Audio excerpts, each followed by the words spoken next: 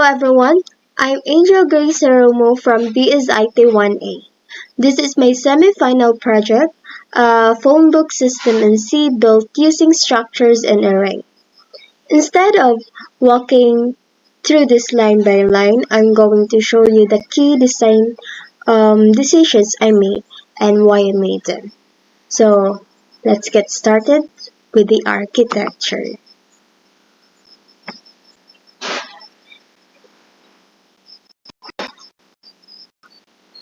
This is the context struct. This is the foundation of the entire program. So instead of managing 6 separate arrays for names, numbers, and emails, I group everything into one custom data type. So each one has a first name, last name, and so on, all in one place.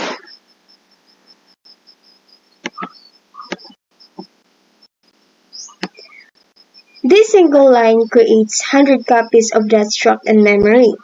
That's the entire phone book. As you can see, the max context here is 100. And a contact count here tracks how many slots are actually filling at any time. So here's the function prototypes. I separated every operation into its own function. So main only drives the menu loop. It doesn't do the actual job or work. So this is what keeps the code organized and readable. So each function has one job and one job only. And I also defined, okay, almost forgot. I also defined the divider, these reusable dividers as constants. So every separator in the terminal uses the same macro, so if I ever wanted to change the style, I change it into one place. Now 50 or 100 or something. Okay. So for the getValidIn function, this is probably my favorite part, getValidIn. So as you can see, it is a reusable validation function that takes a prompt, a minimum, short for min, and a maximum. So it rejects letters, as you can see, and rejects out of range numbers, and um, keeps asking until the user gives valid input. That's the while loop here. And I use this everywhere in the program instead of repeating the same validation logic over and over. So the key line is this one. Do you see the scanf? Yes, this. So scanf returns how many items it successfully read. So if that's not one, the input wasn't a number. So we flush the buffer and try again. So this is clean, reusable, no duplicate code.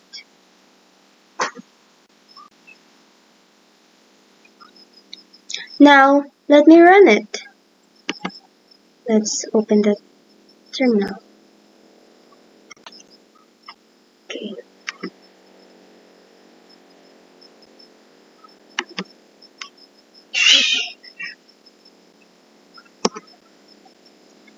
So the program opens with a welcome screen showing the contact limit.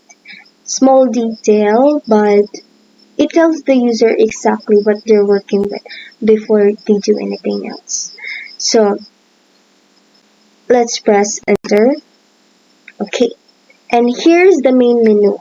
Numbered consistently, space clean. Every time you complete an operation, it comes back here automatically until you choose to exit.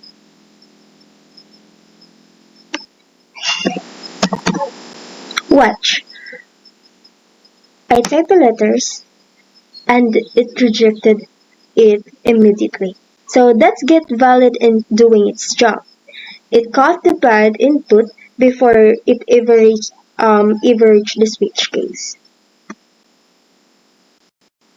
So yeah, see, as you can see, IEs get valid in here. Okay, now side-to-side contact, watch name validation.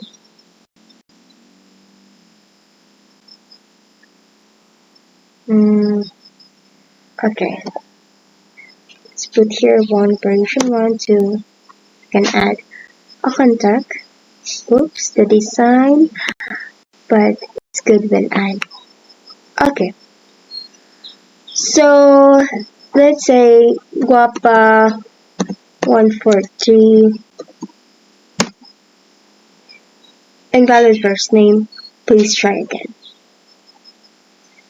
So it rejected it. That's this function is and is no. It is valid name. It's one. So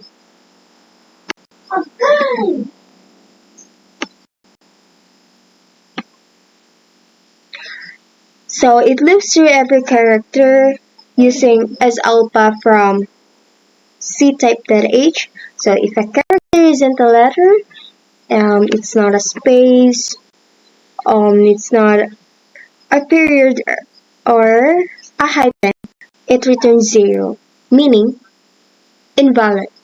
So the loop keeps asking until you give it a proper name.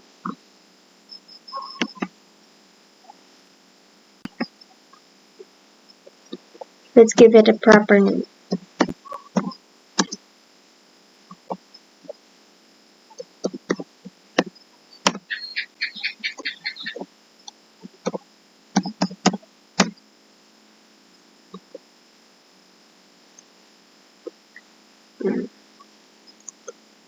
So in the middle and the first name and not just the first name, for the middle and the last name, I also call that is valid name function there. Now phone number. Watch validation again. Surname, let's say ABC 143, but okay. Not valid contact number. Please try again. Rejected. Is valid phone function uses the same way. The same pattern, the same logic, just different allowed characters. So only digits, spaces, plus sign, dash, and a parenthesis, pass.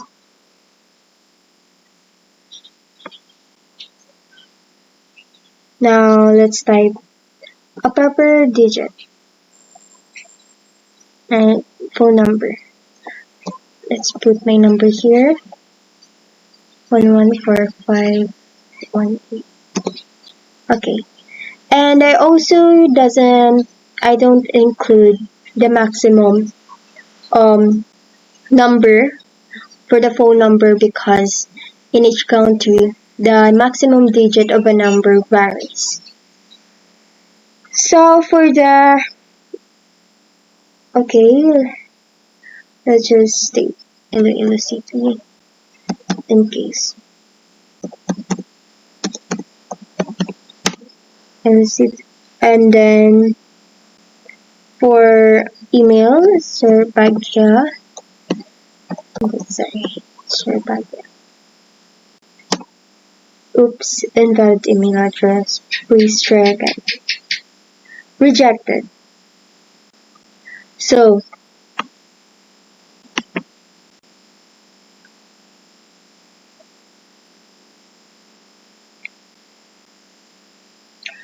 now no at sign is valid email uses strchr, this one. So to find the at symbol and then find a dot after it. So no loop needed, just two pointers check. Simpler than that, the name and phone, but gets the job done. So let's type Sherpa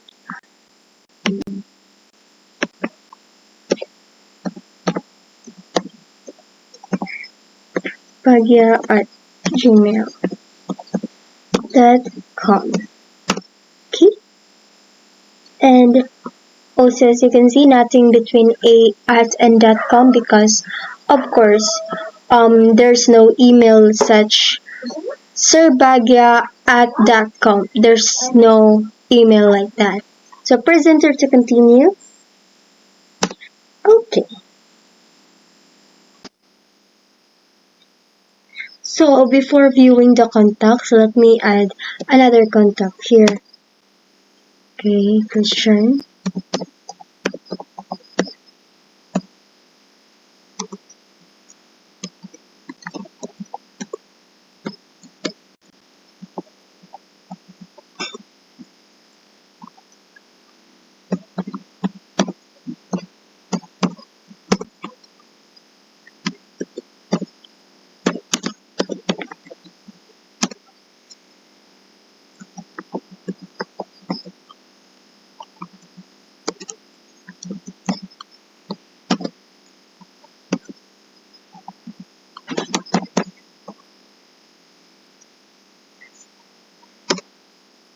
So let's now view the contacts.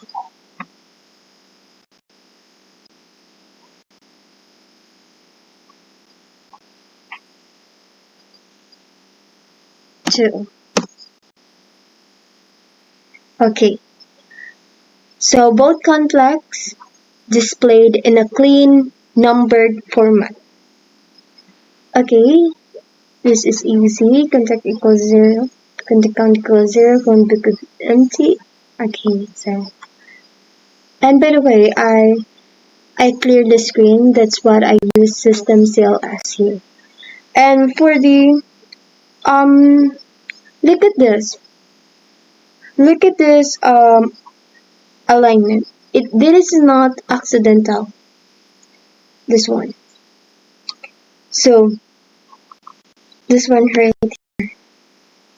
This is not accidental. I use percent minus 15 specifier minus 15 as specifier. So the minus sign means left aligned. The 15 here means column width. It's a fixed column width. So every label takes 15 characters, so the values of all start at the same position, like at here. Without this, the display looked jagged and unprofessional. Now for search. Um, before that. Okay, for search. What's okay? What happens if I type letters for the search options? Let's say letters. Letters. Please enter a number only. So again, get valid int function that I mentioned earlier catches it again. So some function, same protection, applied consistently across the entire paragraph. So let's just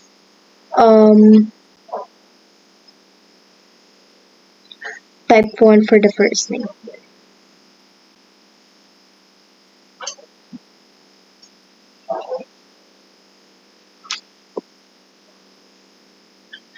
Enter keyword small lowercase ang.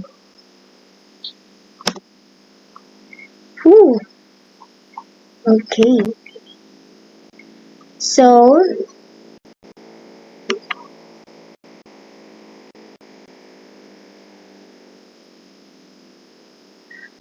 okay. It found Angel even though I typed lowercase ang. Here's why. Before comparing, I convert both the keyword here, um, I copied it from stars copy, from string copy, and yes, and also the third name to lowercase. This one, the lower field. So to lower, okay, using to lower, right? From ctype.h. So character by character, as you can see from the loop, and then str. Okay, so str here checks if the keyword exists anywhere inside the name. Partial match, case insensitive, both handled in a few lines. So when it keeps searching through all contacts, it doesn't stop the first match. So the found flag here, as you can see, tracks whether anything matched, and if nothing did after the full loop, it prints something. No contacts found matching the keyword.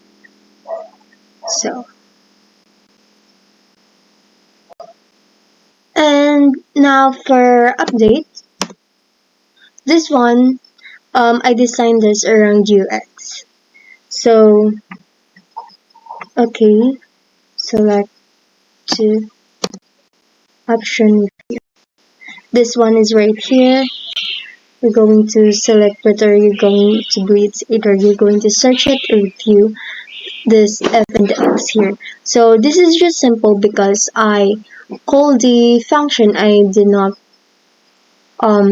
write a whole block of code here. I just called the function of search contacts and a view contacts. And presenter to continue. Select contact number to update 1. Okay, select field to update this one. So the field name in here, as you can see, the first name, D1, D2, shows current values right beside the numbers. So this is important because so that the user knows what they were changing before they change it. So in this case, we're going to change the number 4, the phone number. Okay, so we're going to case 4 right here. I'm going to 0999999. Contact updated successfully. And of course, this one, we won't miss this. Trace -1, Phonebook, trace -1. So, the user picks, okay, I am the user right here. So, if a user picks, again, if the user picks something else like 3 or 1, it's going to switch, it's going to that case. And in this case, I chose the number 4, right? So, and I also picked the contact number 1, which who is Angel. But I already start at 0. So therefore, I converted using trace -1 as the index here. You can see the one that I highlighted. So simple arithmetic, but it is an important detail.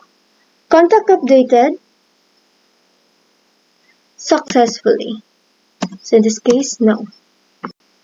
Because, yeah, this is the one that, this is for the wire and choices. And if yes, it's going to break and it's starting the loop again.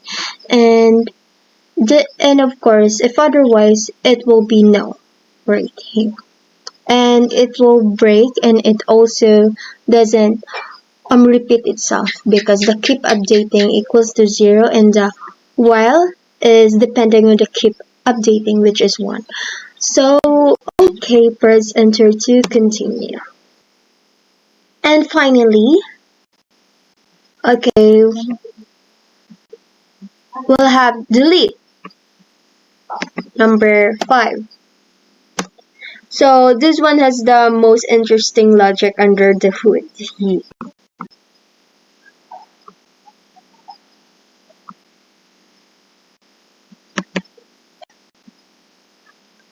Select option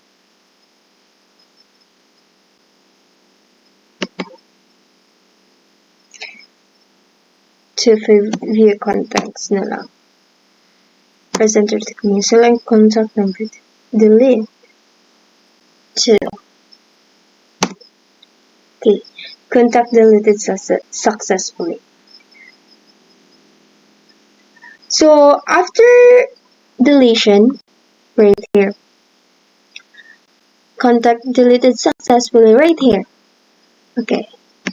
Let's just not miss this. This loop runs. So after deletion, this loop runs. It started deleted index and it copies at each contact one position to the left. Overwriting, guys, overwriting the gap. That's it, just overwriting. So then the contact count here decrements, no gaps, it's just no gaps, no empty slots. The array stays compact. So let me V to confirm.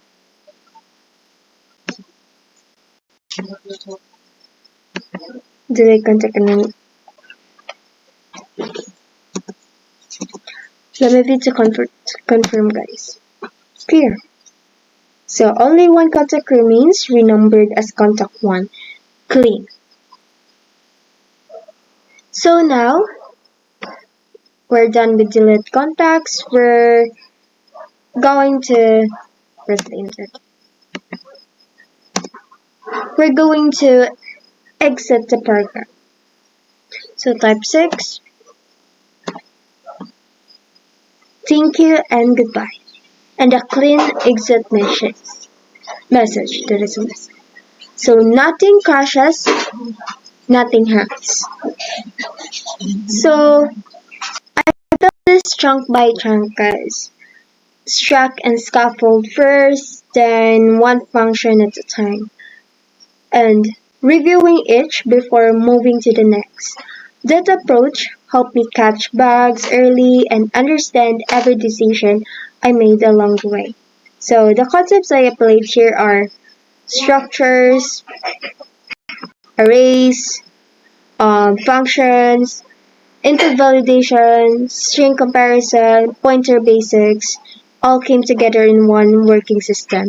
So this isn't just a program that runs. I know why every line is there. So that's my phone book system. Thank you for watching.